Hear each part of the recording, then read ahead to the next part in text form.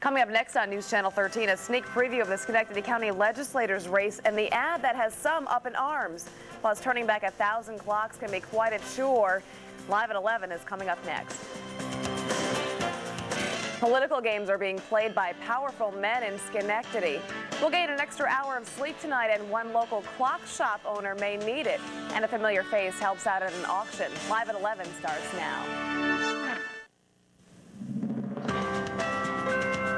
From WNYT, Albany, this is News Channel 13, live at 11. Tonight's top story: before the ad hits the papers, Schenectady County legislators talk about the mudslinging set to appear in print. This is News Channel 13, live at 11. Good evening, I'm Kelly Lynch. Back to our top story in just a moment, but first we have some breaking news to tell you about. There's been an assault in Schenectady. Details are still coming in, but here's what we know so far.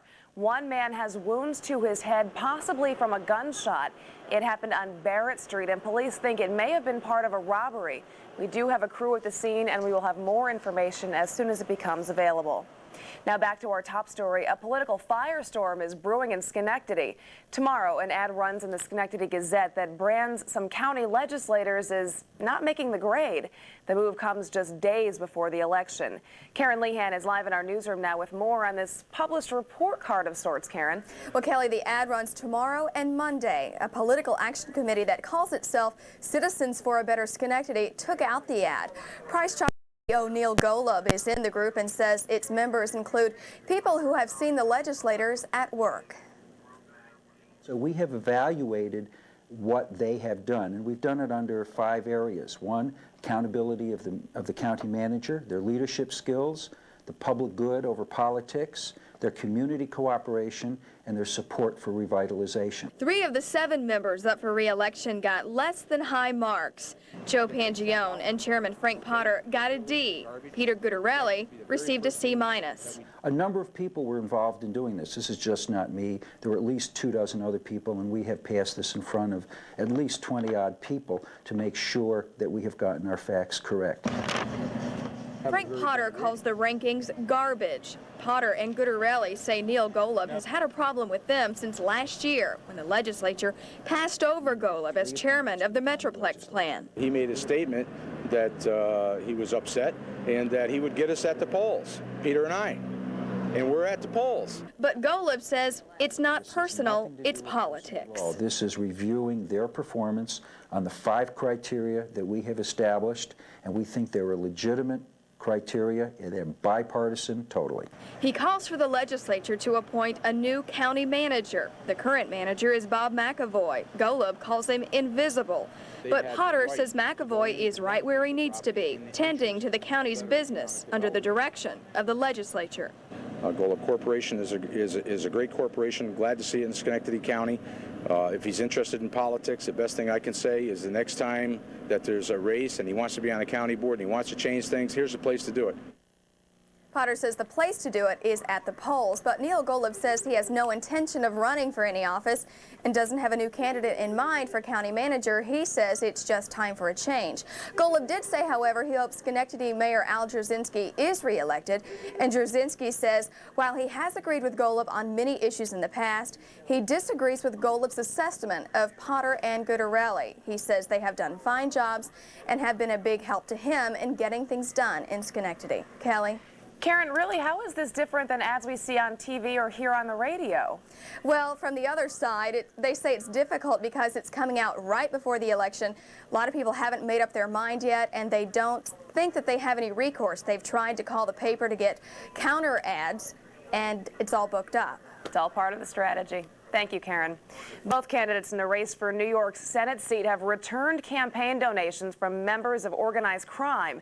First Lady Hillary Rodham Clinton returned a check for $1,000. The donation was made by a woman whose husband runs a company that is said to have ties to organized crime. And New York City Mayor Rudy Giuliani has also returned a donation made by the son of a slain mob boss. The results are in from last night's DWI blanket patrol in Albany County. 11 local police departments, along with sheriff's deputies and state police, made over 500 traffic stops overnight. 17 people were arrested for drunk driving, and 2 more were charged with driving under the influence of drugs. Police also wrote more than 300 tickets for various violations. A Scotia man is dead after an early morning accident on Route 146 in Clifton Park. Saratoga County Sheriff's deputies say a car driven by 25-year-old Jason Iovanelli crossed into the path of an oncoming street sweeper near Waite Road. The truck driver tried to change lanes to avoid a crash, but the two still collided. Iovanelli was killed and the truck driver was not injured. Well, we are in for another spectacular day tomorrow. Paul Caiano has a first look at the forecast. Paul, I don't remember Halloweens like this in the past. No, certainly not. Used to having to bundle up and maybe a wind chill factor or something like that. But tomorrow, anything but sunshine, 48 degrees first thing in the morning. Hey, take note of that sunrise time, 6:28 a.m., so a little bit earlier with the clocks going back an hour. We're back on Eastern Standard Time. Throughout the day, we'll see a good deal of sunshine mixed with clouds. Temperatures screaming up through the 50s on into the lower to mid 60s by 4 to 5 p.m. Sunset 4:49 p.m. More mild weather in store for the trick-or-treaters tomorrow night. We'll carry it over into Monday, but a big changes in the forecast as well. I'll have the details on that in a few moments. Kelly. All right, thanks, Paul. It's that time of the year again when you have to set your clocks back 1 hour for daylight savings time. But for some people, there's actually a science to it. Antoinette Biordi has the story. You could say Jeffrey Singer is a little cuckoo for cuckoo clocks. Cuckoos can make you a little cuckoo. But he has to be in order to set all these clocks, about 1,000 in all, to the right time by tonight. He started last week, a little at a time. When we're done. But if you think this is a simple job, think again. We have a very, very complicated system. Jeff says battery-operated watches or clocks are not a problem, but there's a real science to adjusting grandfather clocks or other clocks that chime. But as long as you go forward with most contemporarily built clocks, as long as you do the hour hand along with the minute hand, even though the chimes may get confused, within a couple of hours, they actually will correct themselves. They do have self-adjusting mechanisms. But for those of you who can't be bothered with changing your clocks, there's this one that picks up a radio signal from Colorado and automatically adjusts itself. So whenever anybody comes to our store or asks us if we have the time, we always have the exact time according to the United States government. So that's it. So if you feel overwhelmed by changing your clocks back an hour, just think about this guy who's going... In Guilderland, Antoinette Biordi, News Channel 13. And if it's time to turn back the clocks, you know Halloween is right around the corner. Some people started celebrating a little early. This haunted house opened tonight at the Lifrak Reformed Church. And some may wonder if it's a conflict for a church to host Halloween festivities. Well, we try not to do anything evil. I think the better point is to see that Christians can have a good time. And I don't think there's anything necessarily evil in the haunted house. It's just fun, scary stuff. The Lifrak Reformed Church celebrates Halloween with a party every year. And for those of you who still don't have plans for tomorrow, here are some ideas.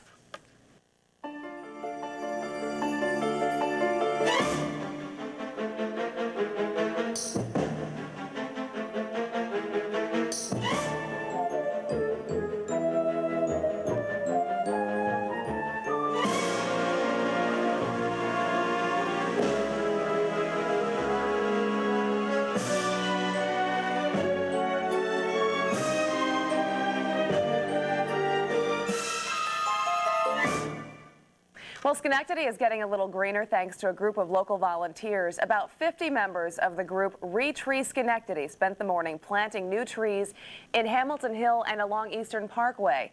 Those are areas where older trees had to be taken down because of storm damage or age. And another person helping out today was our own Roger Weiland. Here, 30 here. I hear 35, 35 in the back.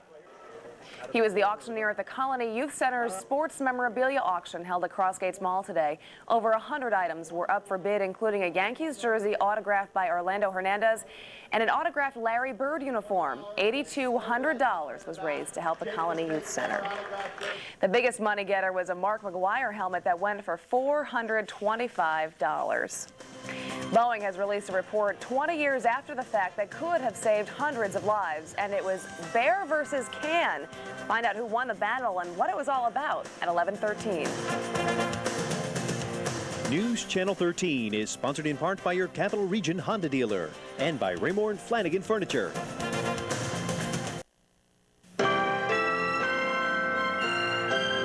Check out News Channel 13 online with MSNBC and NBCIN. Welcome back. A night of fun turned tragic for hundreds of people in South Korea today. Fire swept through a building in the heart of the city's entertainment district, killing more than 50 people and injuring many more. 4 electricians have been questioned, and investigators say their negligence could have caused the fire. Officials at Boeing have made a shocking confession.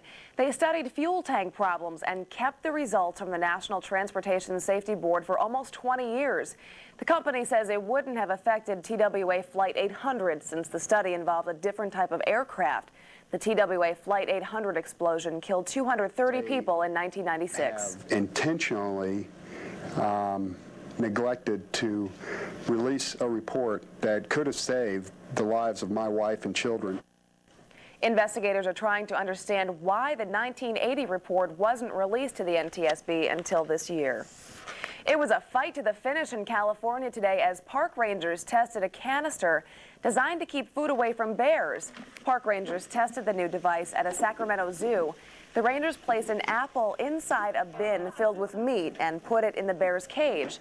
The bear won, sending designers back to the drawing board. That means park goers will have to continue to keep their food secure. Still to come, tonight's winning lottery numbers, and up next, Paul's first warning forecast. Stay with us. Looks like those trick-or-treaters couldn't have asked for better weather for tomorrow. Oh, they'll be jumping for joy. No tricks from Mother Nature, just great weather. We have lots of sunshine in store for the folks tomorrow who are heading out, and we have a nice, pleasant evening in store for them as well. First, I want to remind you to set your clocks back 1 hour before you go to bed tonight or first thing tomorrow morning, and also a good time to change the battery in your smoke detector or perhaps your carbon monoxide detector, both of those as a matter of fact. 58 degrees outside right now in Albany with partly cloudy skies, and that's a mild temperature for this time of year and this time of night, and that south wind at 16 miles per hour is keeping the temperatures up into the 50s throughout much of the area. 53 on the dew point, 83% relative humidity, and the pressure very high but falling now at 30.34 inches. We started off a chilly day, 34 degrees first thing in the morning with a few clouds around, but with that brilliant sunshine this afternoon, blue sky, 66 degrees, and that's a good 10 degrees above our normal reading for October 30th. 80 and 20 are the records for the state. Highly variable temperatures throughout the region this evening, and it's all depending on what wind speed you have. In cloud cover, 38 Saranac Lake with clear skies and light winds, 40 in Plattsburgh, but you jump over into Vermont, 60 in Bennington with a south wind, 50 degrees in Rutland, 52, 59 degrees as we head over into Powell, Vermont, and 52 into the Berkshires at North Adams. Right here in Albany, 58, but milder back out towards the west, 63 in Utica, and even the 60s all the way out towards western Pennsylvania and Pittsburgh, checking in with 60 degrees at the 11 o'clock hour. Satellite review shows a few clouds moving through this morning, dimmed the sun a little bit, but we had a good amount of sunshine this afternoon. And again, that's what helped boost our temperatures up into the 60s. And now we're picking up a few more clouds in eastern portions of New York State and western New England as we head through the overnight period. But again, lots of clear skies back out to our south and west, and also back out to our south and west, the mild readings, 60s and 70s, and we'll continue to pump those warm readings up into our region. For Halloween tomorrow afternoon, I'm looking for readings at least in the mid-60s, if not up around 70 degrees. And that warm weather with that southerly wind flow will continue right on into Monday. And we're going to pump the temperatures on Monday all the way up into the 60s as well. So an extended period of above normal weather, Indian summer if you want to call it that. But there is a big change, and that's going to come in the form of this low pressure, which is developing down here in Texas. A lot of moisture associated with it, showers and thunderstorms. That will merge with a system which will eventually come out of Canada. And when these two hook up over us on Tuesday and on into Wednesday, we're going to see lots of changes in the forecast. You can see the moisture associated with the system down to the south, and lots of showers and thunderstorms for Louisiana, Arkansas, and Oklahoma on into Texas. And again, that's where the moisture will come from. The cold air will come out of Canada. Tuesday, rain showers in the afternoon lasting into Wednesday. And then the temperatures drop off the shelf on Wednesday afternoon with an Arctic cool down and highs only in the 40s. Back with the forecast in just a moment. Partly cloudy skies for the remainder of tonight. Mild, 44 to 49. A mix of sun and clouds for Halloween. Looking good. A little bit breezy in the afternoon, but still warm. Southerly winds pumping temperatures up to the mid to upper 60s. And for your trick-or-treat forecast, if you're heading out in the evening between 6 and 9, look for temperatures 56 to 61 with mainly partly cloudy skies. No precipitation tomorrow. Overnight tomorrow night, 45 to 50. And for the day on Monday, another nice one. Breezy, warm with lots of sunshine, 65 to 70. And the 4-day forecast shows some showers coming in late in the day on Tuesday, 60 degrees. Then downhill from there, a big cool down coming in. Arctic chill from Canada, 46 only on Wednesday. And that'll be early in the day. Temperatures throughout the day going down. And we could see some snowflakes later on in the day on Wednesday.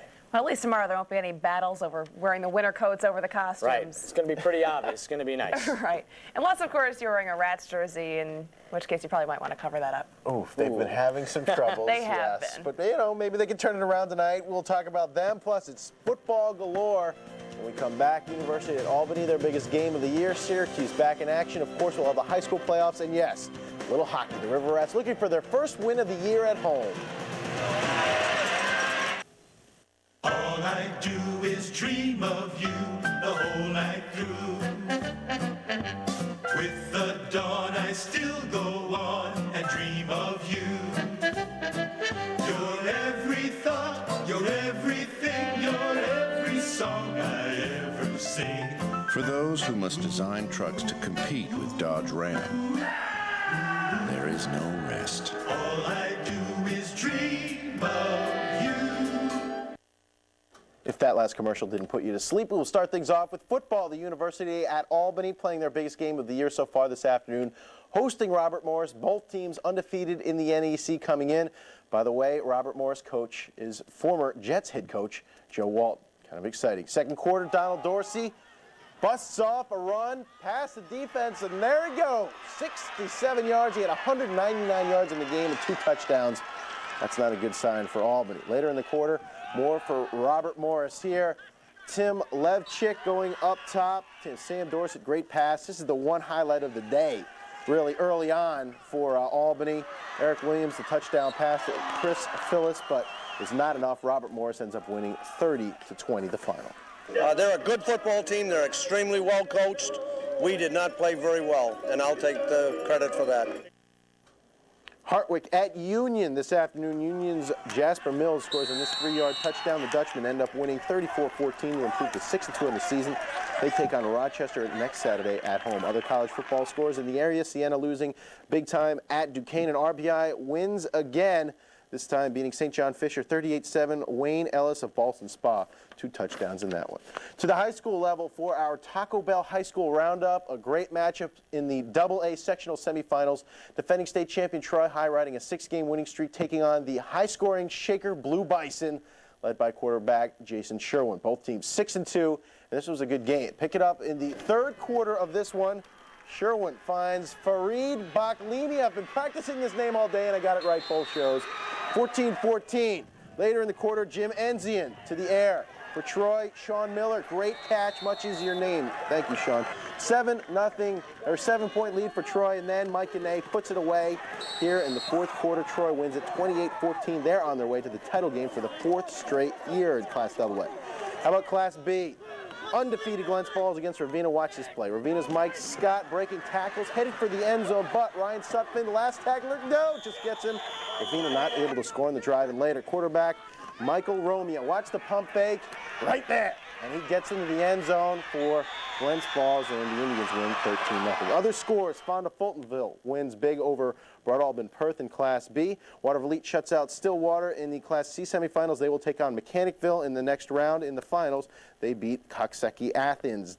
Class D, Cambridge, big winners, and a couple of crossover games to tell you about. Whitehall shuts out Tamarack, and Hudson Falls big over Lansingburg. To the ice, the River Rats back in action, and believe it or not, they're still looking for their first win of the season at home. Right now, the Rats are 0-5 in Pepsi Arena.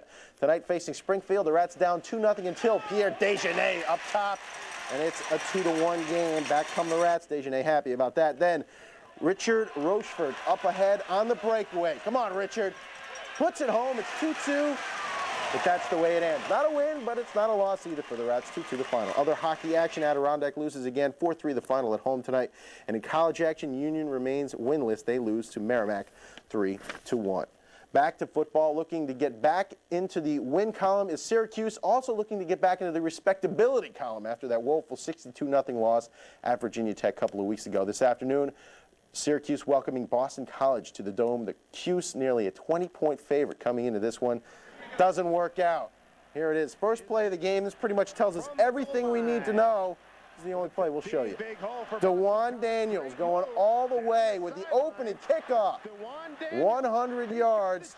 Boston College would get a late field goal and end up winning it 24-23 was the final. Ouch. Other scores from the NCAA. Florida State remains unbeaten, 35-10 over Virginia. Virginia Tech wins. Andre Davis from Niskayuna getting a touchdown in that one. Also, Penn State won their game, as you will see in a second here. Nebraska gets by Kansas barely. Penn State over Illinois by 20. Tennessee big over South Carolina, who is still winless with Lou Holtz there. Georgia loses to 30-14. Kansas State remains unbeaten with a big win over Baylor. Georgia Tech knocks off NC State, and Wisconsin, as you see, beats Northwestern 35-19. To golf after a day off for Payne Stort's memorial service. Play resumes at the PGA Tour Championship in Texas today. The players playing 27 holes of golf today to make up for the day off yesterday.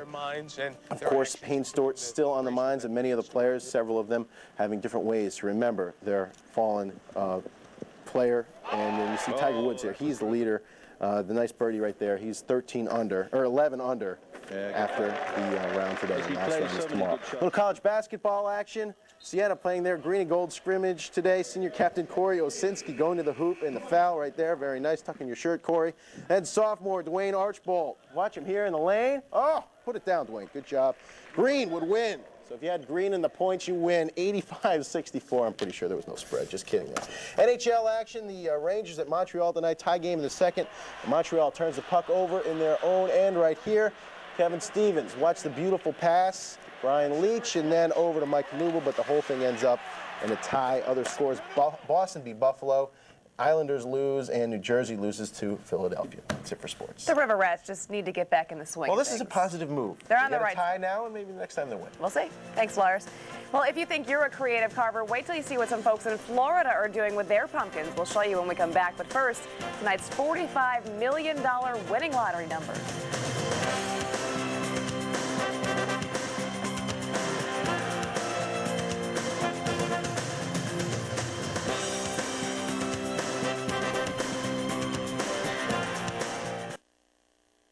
Earlier, we showed you some ideas on how to spend your Halloween, but here's one that would be pretty tough to do around here. Scuba divers 30 feet beneath the surface of the ocean off the Florida Keys were carving their pumpkins.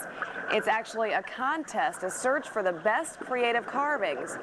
And from the looks of things, some pretty ornate jack-o'-lanterns can be found down below. That breaks all the safety rules. Maybe that was a contest for the biggest waste of time. They probably would have won. Can't think that it's too safe to carve with a wet knife either. Wet knife, they got all breaking all up kinds of there. rules. That's good. That's good. Hey, tomorrow for Halloween, looking good also. 64 to 69, lots of sunshine, breezy, warm, and the next several days shows a big cool down coming by the midweek period, maybe even a couple of snow. All right, thanks, Paul, and that'll do it for us. Saturday Night Live is coming up next. We'll see you back here tomorrow.